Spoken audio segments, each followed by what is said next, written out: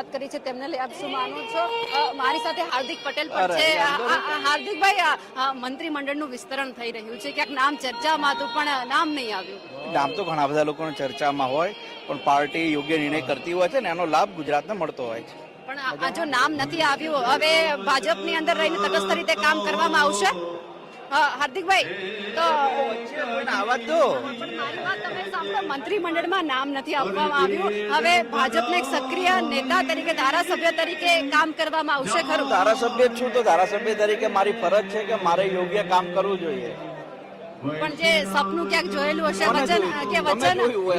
વચન વાયદા આપેલા હશે, કોને વચન આપેલું હશે કે જ્યારે તમે ભાજપમાં ન હોય, રાજકારણમાં કોઈ વચન ન હોય, રાજકારણમાં માત્ર કામ કરવાનું હોય.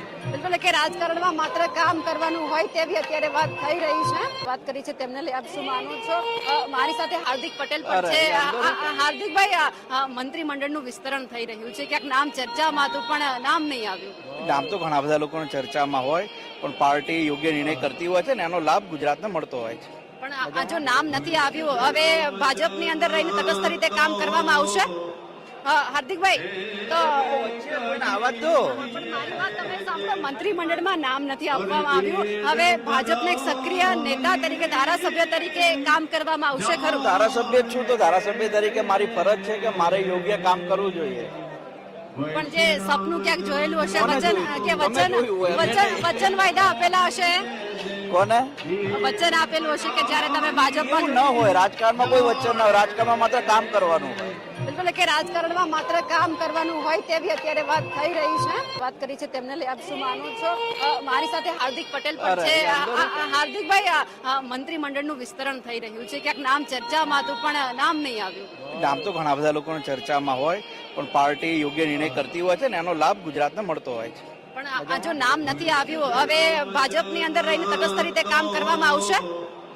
હાર્દિકભાઈ, તો આવા તો પણ મારી વાત તમે સાંભળો, મંત્રીમંડળમાં નામ નથી આપવામાં આવ્યું, હવે ભાજપના એક સક્રિય નેતા તરીકે, ધારાસભ્ય તરીકે કામ કરવામાં આવશે ખરું? ધારાસભ્ય જ છું તો ધારાસભ્ય તરીકે મારી ફરજ છે કે મારે યોગ્ય કામ કરવું જોઈએ. પણ જે સપનું ક્યાંક જોયેલું હશે, વચન વાયદા આપેલા હશે, કોને વચન આપેલું હશે કે જ્યારે તમે ભાજપમાં ન હોય, રાજકારણમાં કોઈ વચન ન હોય, રાજકારણમાં માત્ર કામ કરવાનું હોય.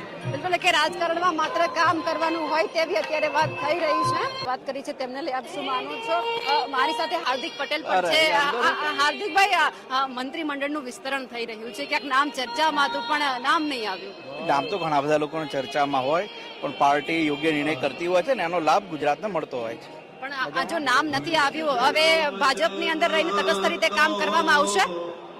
હાર્દિકભાઈ, તો આવા તો પણ મારી વાત તમે સાંભળો, મંત્રીમંડળમાં નામ નથી આપવામાં આવ્યું, હવે ભાજપના એક સક્રિય નેતા તરીકે, ધારાસભ્ય તરીકે કામ કરવામાં આવશે ખરું? ધારાસભ્ય જ છું તો ધારાસભ્ય તરીકે મારી ફરજ છે કે મારે યોગ્ય કામ કરવું જોઈએ.